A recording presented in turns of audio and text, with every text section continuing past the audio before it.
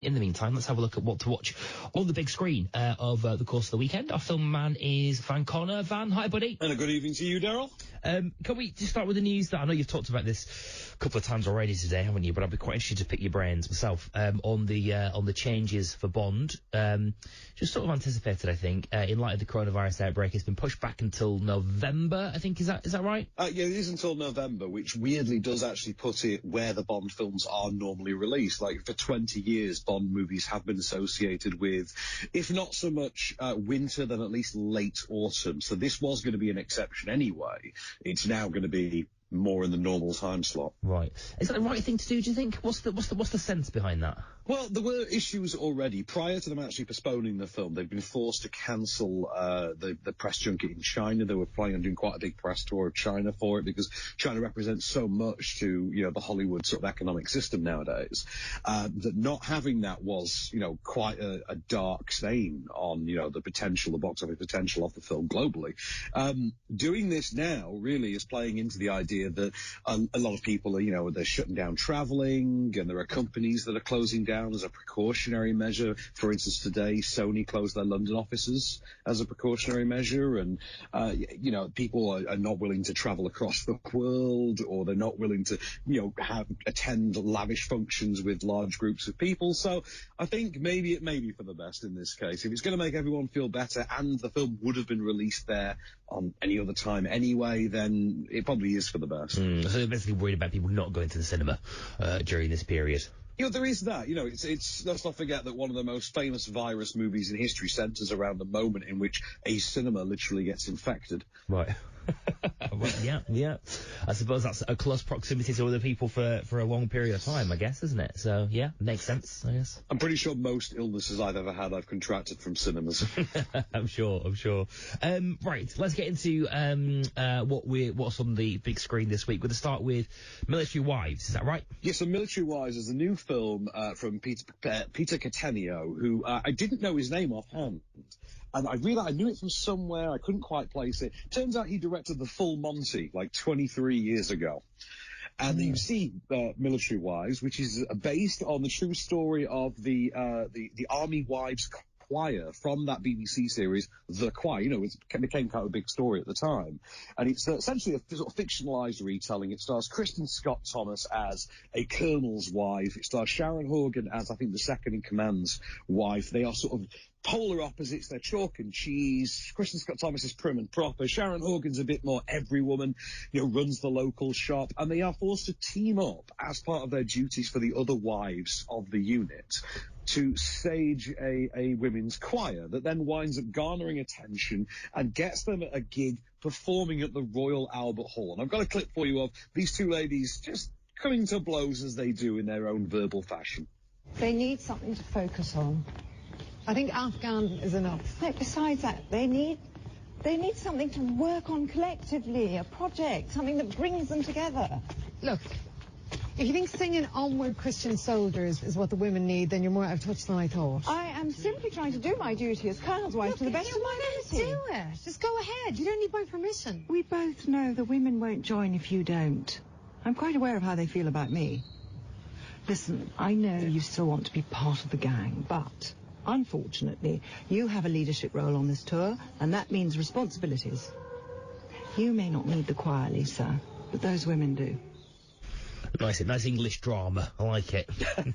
It does. And it's got a charm to it. Like, you know what this film is from the poster alone. You know this is not something that's going to reinvent the cinematic wheel. But what you've got is actually quite a nice, charming, feel-good flick that you'd absolutely enjoy on a Sunday afternoon. It's, it's got the feels, and it's got the sort of witty characters and the likability. And it's all about the chemistry between Sharon Horgan, who's always brilliant anyway, and Kristen Scott Thomas, who's brilliant, but we've actually never really seen do this kind of level of comedy before.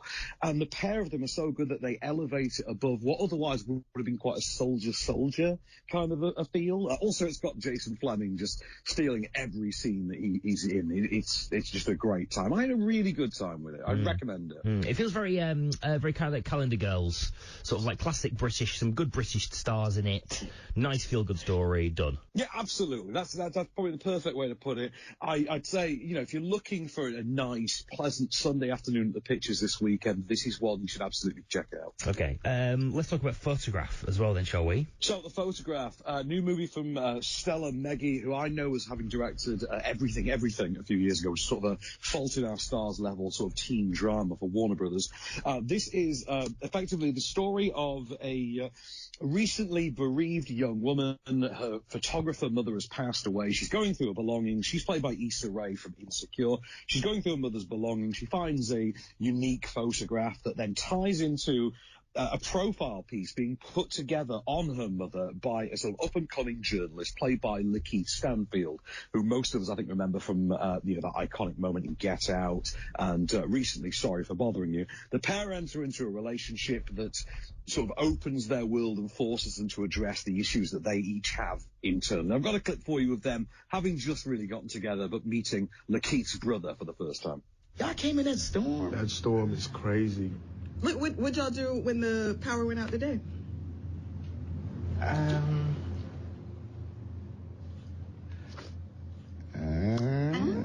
well, next. What are all those sounds about? She did the little sip and smile thing, like. Leave her alone. Look, we all grown. Look, if y'all did it, y'all did it. It ain't a big deal. People do it all the time. This is the best do it weather. Okay. It feels a bit like it has the potential to be slightly plodding, this film. I would imagine that to a certain level of impatience in people, I think this could be perceived as plodding. I personally really fell for it, to feed into the sort of romantic undertones of it. It's one of those films that, hits you all in the feels. It's got great chemistry between Issa Rae and Lakeith Stanfield. I like Issa Rae generally anyway. I like Lakeith Stanfield anyway. But unlike Issa Rae, I would never have looked at Lakeith Stanfield and thought, that's actually a winning potential romantic lead. I would have thought of him as something more of a Jack Ryan action lead before I ever saw him going for something like this. As it is, though, he's charming as all hell. He really pulls it off because there's a level of nuance to it. There's a level of insight. The pair know just how to play the emotion of it without getting quite too slushy. There's a great supporting cast as well. I thought it was a really solid, really moving film. And I came out of it just genuinely feeling moved. Okay. I thought it was a good time. Nice. We've got a lot of moving films this week. I like it. It seems so. It's an emotional time. Onward. That strikes me it's probably not going to be quite the same sort of vibe. Oh, no. It's a Pixar film, so it's got to be moving. Oh, of course, It's this one. Yeah. Exactly. Who's going to hit you in the feels harder than Pixar? True. It's all about the feels this week. So, new movie from Pixar, Disney Pixar, who, of course, brought us all of the emotions with Inside Out and took us to the afterlife with Coco. And this time they're taking us to what is effectively Zootopia with mythical creatures. So imagine Zootopia, but it's unicorns and goblins and pixies and things. In this universe, however, rather than magic gave way to the convenience of technology. So you could learn to master, the magic arts, or you could invent a light bulb to do literally the same task, light a room. The idea is that thousands of years later, we've evolved into a sort of modern-day Americana society. Two brothers whose father passed away find his magic staff, given to them on a birthday as a sort of prearranged gift from their late father. They use it to cast a spell to bring him back from the dead for one day. The spell goes wrong, cuts him off at the waist, so he's literally a pair of legs, and they have to go on a quest to retrieve a mythical stone that will basically restore the second half of him and allow them to say their long overdue goodbye. So I've got a clip for you of the younger of the two brothers, voiced by Tom Holland. The older one is voiced by Chris Pratt, and it's Tom Holland's, I think it's his 16th or 17th birthday. All right, we're going to get Warrior Z96. Let me hear you say, I'm a mighty warrior. I'm a mighty warrior. Morning, Mom. Lazy, down. Bad dragon. Back to your lair. Happy birthday, Mr. Adult Man. Oh, Mom. Hey, buddy, don't wipe off my kisses. What? You're wearing your dad's sweatshirt.